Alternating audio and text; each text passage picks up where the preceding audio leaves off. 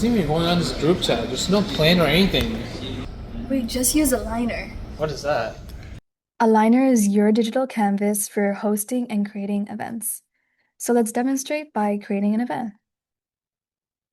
First, you enter your phone number. All right, we're just going to do the reCAPTCHA. And this is your dashboard, which will list all your current plans and all the plans that you completed beforehand. You can view it, you can delete it. For now, let's create a new event. And this is your canvas. We're going to start by naming the event. We're going to do a wedding. And then what Gemini will do here on the left is it's going to generate suggestive blocks. So it has time, location, budget, task, RSVP, and poll. We're going to start with RSVP, one of the suggestions. It's empty for now, but as people join the event, then it will show up in the list. The next thing we're going to do is we're going to do the time block. So with the availability, we're going to select a time. So let's see if anyone's available these days. And then we could also do a fixed time. That being said, we could also do the days of the week. So non-specific dates exactly. And then we can put in a time range. We're going to leave the default for now. And then time zone. So let's add that time block. So you see the blocks here, we can actually move these over and resize them. And then let's put in a description for the wedding. We're going to use Gemini to suggest a description for us. And let's use that. Next, we're going to log out and join as a participant. So anyone with this link to the event can join as a participant.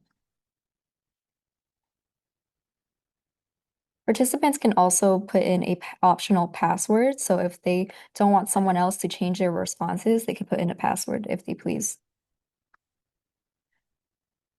This is the availability map. So participants can drag and select their availability and then join the event. And then it will show up in this heat map here.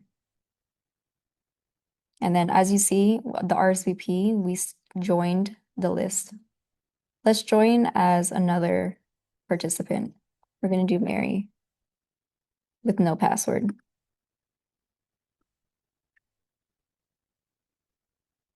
As you see, the availability heat map will show who's the most available and at what times. Now we're going to log back in as the organizer. Let's look at more blocks here. Let's see how the shared album would look like. So over here is a shared album and you can upload any images you want. Let's just upload like the screenshot of our application. And we can resize these blocks over here. And we have the button over here to allow participants to upload too. So if you like deselect that, they are not able to upload anything. Another block over here is a poll. Best type of flowers. Here you can allow multiple votes per person. All right, the poll is generated. Another block we could add here is the budget. The budget allows like the host to see, for example, how much money they should like put into an event or how much everyone's willing to spend. You can either show the responses to the participants or keep it private. For now, we're just going to keep it private. Third block is the note block, like wear white. This is a unique way. Here is the location block. Let's add in the location for the event. You can allow while visiting the site.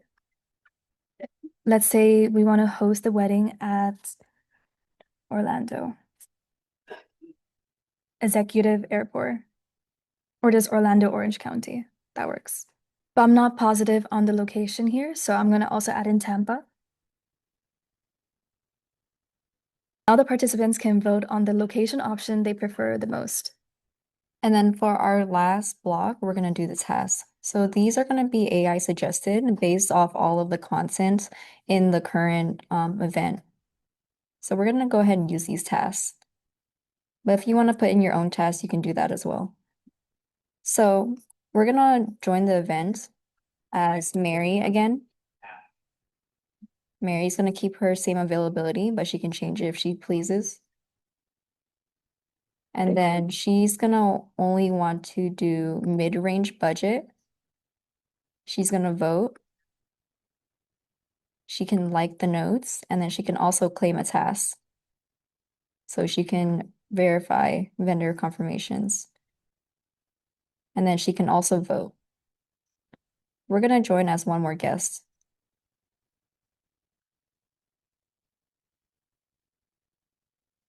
We're gonna do higher end budget. We're gonna help Mary with vendor confirmations and then help create a seating chart. And then we're gonna vote on Orlando for the location. This is how the wedding event will look like in the organizer's perspective. As you can see, he sees all the participants. He sees the availability. And then you can see the budget. John voted on budget level 4, Mary voted on budget level 3. He can also see the summary of the poll and who voted it. So as you can see, Mary and John both voted for Orlando. So when an event is completed, Snowflake's Cortex will automatically go through all of the content inside of the blocks, as well as the description, the title, everything, and it will create a analysis of the event and summarize everything. And if you want a new summary, then you can refresh it and do a manual summary. This is what the event summary will look like. Wow, where was this whole time? What's that? Let me show you.